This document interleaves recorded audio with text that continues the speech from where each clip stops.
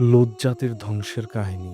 ইমাম কালবি রহমতুল্লাহ আলাই থেকে বর্ণিত, চিরলানতপ্রাপ্ত ইবলিস শয়তান সবার আগে লূত জাতির লোকদের মাঝে পুংমৈথুন অপকর্মটির সূচনা করে। সে একজন সুন্দর সুশ্রী কিশোর যুবকের আকৃতি ধরে লূত জাতির নিকট আসে ও তার সাথে অপকর্মে লিপ্ত হতে আহ্বান জানায়। এতে তারা ইবলিসের সাথে এ কুকর্মে লিপ্ত হয়। এরপর থেকে লূত সম্প্রদায়ের লোকেরা যখনই কোনো নবাগত মুসাফির পেত, তার সাথেই উক্ত অপকর্মে লিপ্ত হতো। আল্লাহ তাআলা তাদের সাবধান করার জন্য হযরত লূত আলাইহিসসালামকে সেখানে প্রেরণ করেন।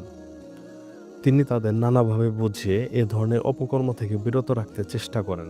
তিনি হালাল পন্থায় নারীদের সাথে যৌন চাহিদা মেটানোর জন্য অনুরোধ করেন এবং একনিষ্ঠভাবে আল্লাহর ইবাদতে মনোযোগী হতে উপদেশ দেন। কিন্তু তারা এ ঘৃণ্য কাজ থেকে বিরত না হওয়ায় হযরত লূত আলাইহিসসালাম তাদের আল্লাহর আযাব ও গজবের ভয় দেখান। কিন্তু তাতেও তারা এ অপকর্ম থেকে বিরত হয় না, বরং লূত আলাইহিসসালামকে বলে, তুমি সত্য নবী হয়ে থাকলে আমাদের উপর আল্লাহর গজব নাজিল করে দেখাও। অবশেষে হযরত লূত আলাইহিসসালাম আল্লাহর দরবারে এ বলে দোয়া করলেন, হে রব, আমাকে এ দুর্বৃত্ত জাতির বিরুদ্ধে সাহায্য করো। আল্লাহ তাআলা আকাশকে নির্দেশ দিলেন লূত জাতির উপর পাথর বর্ষণ করার জন্য। আকাশ থেকে বর্ষিত প্রতিটি পাথরের নির্দিষ্ট ব্যক্তির নাম লেখা ছিল। এভাবে প্রচণ্ড পাথর নিক্ষেপের ফলে তারা ধ্বংস হয়ে যায়। বর্ণিত আছে যে যখন লূত জাতির উপর আল্লাহর গজব নাজিল হচ্ছিল, তখন তাদের একজন লোক ব্যবসা সংক্রান্ত কাজে মক্কায় অবস্থান করতেছিল। তার নামে লিখিত আল্লাহর গজবের নির্ধারিত পাথরটি সেই লোকটিকে বিনাশ করার জন্য মক্কার হেরেম শরীফে এসে হাজির হয়। কিন্তু হেরেম শরীফের সংরক্ষক ফেরেশতা পাথরটিকে এই বলে নিষেধ করেন যে হেরেম শরীফের ভিতরে তুমি তাকে ধ্বংস করতে পারবে না, এটা সংরক্ষিত নিরাপদ এলাকা। অতঃপর সে পাথরটি হেরেম শরীফের বাইরে আকাশ ও পৃথিবীর মাঝখানে অপেক্ষা করতে থাকে। দীর্ঘ ৪০ দিন পর লোকটি যখন হেরেম শরীফের সীমা থেকে বের হয়, তখন উক্ত পাথরটি তার মাথায় পতিত হয় এবং সাথে সাথে সে আল্লাহর গজবে ধ্বংস হয়ে যায়। হযরত লূত আলাইহিসসালাম এর সাথে তার স্ত্রীও আযাব থেকে রেহাই পেতে বের হয়ে এসেছিল। কিন্তু আল্লাহর নির্দেশ ছিল কোনো ঈমানদার ব্যক্তি যেন গজব নাজিল হওয়ার সময় তার সম্প্রদায়ের দিকে পিছনে ফিরে না তাকায়। তা সত্ত্বেও লূত আলাইহিসসালাম এর স্ত্রী আযাবের ভীষণ গর্জন শুনে পিছন ফিরে তাকিয়ে আফসোস করতে করতে বলে, হায় আমার জাতি, হায় আমার সম্প্রদায়।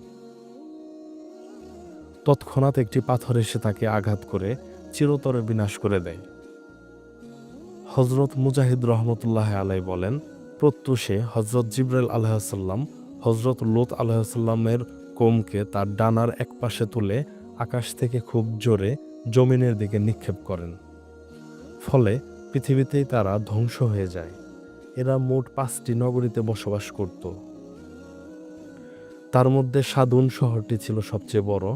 এই শহরে ৪০ লক্ষ লোক বাস করত। লূত জাতির অহংকার ও সমকামিতার জন্যই আল্লাহ তাদের ধ্বংস করে। রাসূলুল্লাহ সাল্লাল্লাহু আলাইহি ওয়াসাল্লাম বলেন, ৪ ব্যক্তি সকাল সন্ধ্যা আল্লাহর গজব ও আক্রোশে পতিত হয়। মহিলার বেশধারী পুরুষ, পুরুষ বেশধারী মহিলা, পশু মৈথুনকারী এবং সমকামী। ১৫০০ বছর আগে প্রদত্ত নবীজি সাল্লাল্লাহু আলাইহি ওয়াসাল্লাম এর সতর্কবাণী সত্যি হলো। হযরত আব্দুল্লাহ ইবনে উমর রাদিয়াল্লাহু আনহু থেকে বর্ণিত, রাসূলুল্লাহ সাল্লাল্লাহু আলাইহি ওয়াসাল্লাম বলেন, যখন কোনো জাতির মধ্যে অশ্লীলতা এমনভাবে ছড়িয়ে পড়ে যে তারা প্রকাশ্যে অশ্লীলতায় লিপ্ত হতে থাকে, তখন তাদের মধ্যে এমন রোগ ব্যাধি ছড়িয়ে পড়ে যা তাদের পূর্বপুরুষদের মধ্যে ছিল। ইসলামে সমকামিতা জেনা ও ব্যভিচারের চাইতেও জঘন্য অপরাধ। মানব সমাজ তো বটেই, চতুষ্পদ জানোয়ারেরাও সমকামিতাকে ঘৃণা করে।